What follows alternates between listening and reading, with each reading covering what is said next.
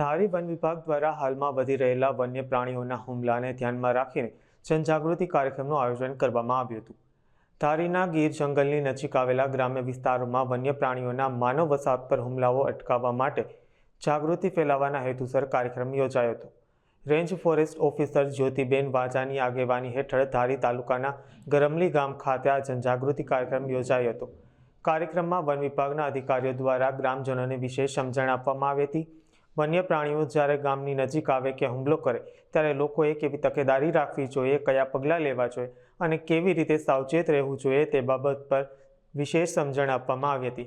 ખાસ કરીને રાત્રિના સમય અને ખેતરોમાં કામ કરતી વખતે સંપૂર્ણ તકેદારી રાખવાની જરૂરિયાત અંગે વિશેષ ચર્ચા કરવામાં આવી હતી. ગીર ફોરેસ્ટ એરિયામાં જ્યારે વન્ય પ્રાણીના હુમલા વધી રહ્યા છે ત્યારે એ હુમલાને અટકાવવા માટે વન વિભાગે શું કરવું જોઈએ અથવા એ શું કરવાના છે એ આપણે રેન્જ ફોરેસ્ટ ઓફિસર જ્યોતિબેન વાંજા જે ધારી વન વિભાગમાં રેન્જ ફોરેસ્ટ ઓફિસર તરીકે ફરજ બજાવે છે એમની પાસેથી આપણે જાણીએ. જી મેડમ, હાલની તકે જે કઈ હુમલાઓ વધી રહ્યા છે વન્ય પ્રાણીના એને અટકાવવા માટે થઈ અને પ્રથમ તો બેન લોકોએ શું કરવું જોઈએ? પ્રથમ તો લોકોએ જે પરપ્રાંતીય લેબરો આવે છે એને ખેડૂતોએ ખુદને સમજાવી દેવા જોઈએ કે ભાઈ તમારા બાળકો નાના હોય છે અને તમે વાડીમાં કામ કરતા હોય, એકલા બાળકો હોય છે તો બાળકોને સાથે રાખી અને કામ કરો. બીજું, અમારા દ્વારા જ્યારે પણ અમે ગામમાં જાય ત્યારે ખેડૂતોને અમે ખાસ અપીલ કરીએ છીએ કે ભાઈ તમે લોકોને જ્યાં પણ વસવાટ કરાવડાવો છો ત્યાં લાઇટ રાખો. અવેરનેસનો પ્રોગ્રામ પણ અમારા દ્વારા કરવામાં આવે છે. તેમજ હરેક વાડીએ જ્યાં પણ લોકો રહે છે ત્યાં દંગા ચકાસણી કરવામાં આવે છે અને દંગા ચકાસણી દરમિયાન દરેક જે પરપ્રાંતીય લેબર હોય છે તેને વન્ય પ્રાણી વિશે સમજ આપવામાં આવે છે. મેડમ, આવા વન્ય પ્રાણીના હુમલા અટકાવવા માટે આપના વિભાગ દ્વારા કેવા કેવા પ્રયત્નો હાથ ધરવામાં આવ્યા છે? હાલ તો અમે ખેડૂતોને મંચાણ આપેલા છે. પછી આજુબાજુમાં ખુલ્લા કૂવા હોય અને ફરતી ઝાડી હોય છે તો એ અમે ખેડૂતોને અપીલ કરીએ છીએ કે તમે આ ઝાડી સાફ કરો અને વન વિભાગની જે તમને સહાય આપે છે કૂવા બાંધવા માટેની એ સહાયનો ઉપયોગ કરો. અમે દરેક ગામડે, દરેક બસ સ્ટેન્ડની અંદર અમારા જે કૂવા બાંધવાની ગ્રાન્ટ હોય છે તે લોકોને ત્યાં બસ સ્ટેન્ડમાં અમે લગાવેલા છે કે તમે આ કૂવા બાંધો, તમને એટલા પૈસા મળવા પાત્ર છે. તો ખેડૂતોએ હાલ અમારા વિસ્તારમાં 100 થી પણ વધારે કૂવા બાંધકામ કરેલા છે અને 200 જેટલા મંચાણો અમે ખેડૂતોને આપેલા છે.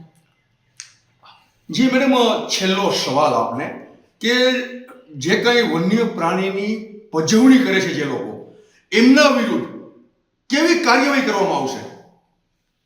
મારી લોકોને, આજુબાજુના લોકોને એક જ અપીલ છે કે જ્યારે પણ તમારા ગામની આજુબાજુમાં વન્ય પ્રાણી અવર જવર કરતા હોય ત્યારે ગામના લોકોએ બહારના લોકોને સિંહને બતાવવા નહીં. અને આવું કરવાથી ઘણી વખત સાંજના સમયે ખેડૂતો અથવા તો લેબરો ગામમાં જ્યારે સાંજના સમયે આવતા હોય છે ત્યારે વન્ય પ્રાણીને જે બહારના લોકો આવીને ખીજવે છે એના કારણે ગામના લોકો ઉપર એટેક થાય છે. તો આવો એટેકથી બચવા માટે ગામ લોકોને મારી એક જ વિનંતી છે કે બહારના લોકોને અંદર એન્ટ્રી ન કરાવે અને જેના કારણે આવા જે માનવ મૃત્યુ છે, પછી માનવ ઈર્ષા છે એવા બનાવો અટકે. મેડમ, સાચું છે કે સિંહ જે છે એ ક્યારેય વગર કારણે સિંહ માનવ પર હુમલો નથી કરતો.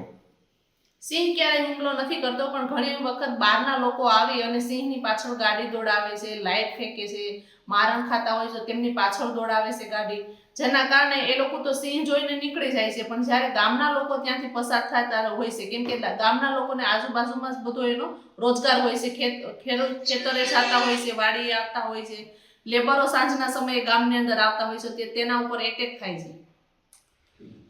આપણે જોયું કે રેન્જ ફોરેસ્ટ ઓફિસર જ્યોતિબેન વાંજાએ જે લોક ઉપયોગી વાત હતી એ જણાવી અને એમના દ્વારા જણાવવામાં આવ્યું કે વન્ય પ્રાણીથી થતા હુમલા અટકાવી શકાય છે, પણ એના માટે પણ લોકોએ થોડુંક જાગૃત થવું પડશે. અબ તક ન્યૂઝ, મેહુલ ત્રિવેદી, ધારી.